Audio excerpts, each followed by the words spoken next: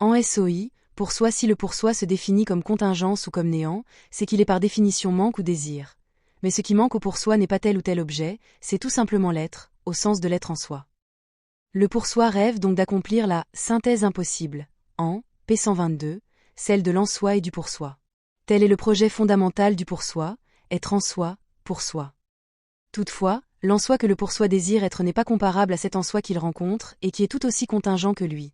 L'être qui fait l'objet du désir du pour soi est donc un en soi qui serait à lui-même son propre fondement, en p. 611, qui ne serait pas absurde, gratuit, mais qui serait sa propre raison d'être. Il aurait Presse universitaire de France télécharge le 1er janvier 2026 sur https://shs.kern.info, IP, 86 245 203 147. Donc supprimer sa contingence, tout en ne cessant pas pour autant d'être pour soi.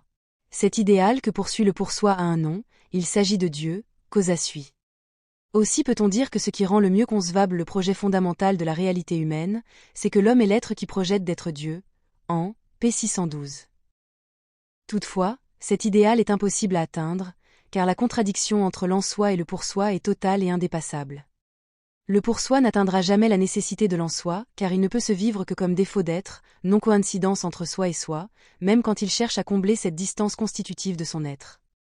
Il faut donc pour le pour soi assumer sa contingence et faire de sa liberté la fin ultime. Nulle dialectique, donc chez Sartre, qui permettrait comme chez Hegel de dépasser la dualité de l'en soi et du pour soi vers un en soi, pour soi.